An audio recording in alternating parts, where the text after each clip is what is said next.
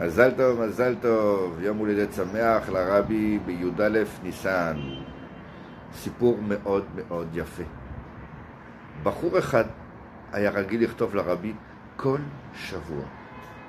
לא משנה מה, כל שבוע היה כותב לרבי. יש לו משהו להגיד, אין לו מה להגיד, יש לו מה לבקש, לא לבקש, כותב לרבי כל שבוע. והרבי היה עונה לו תוך יום, יומיים מקסימום. הרבי היה עונה לו. אחרי שהתחתן,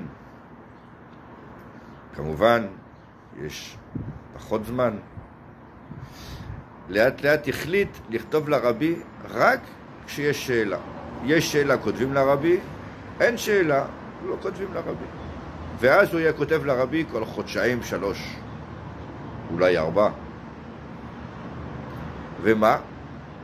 כל פעם שהוא כתב לרבי, הוא היה צריך לחכות חודש, חודשיים, עד שקיבל תשובה מהרבי.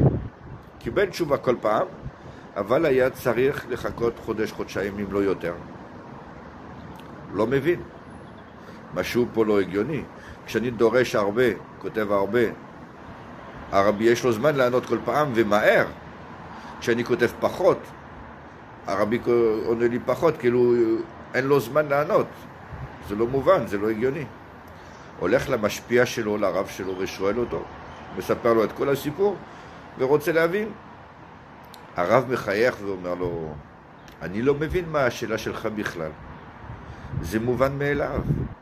הרבי מתנהג איתך בדיוק כמו שאתה מתנהג עם הרבי. הרבי מתנהג איתך לפי הרגש שלך.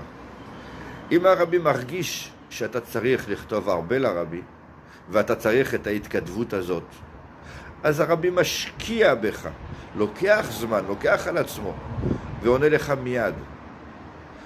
אבל כשהרבי מרגיש שאתה יכול לחכות 4 חודשים עד שאתה כותב לרבי, שזה אומר שזה לא הדבר הכי חשוב, אז הרבי שאין לו הרבה זמן, יש לו הרבה מה לעשות, אז הוא משקיע פחות. הכל תלוי בנו.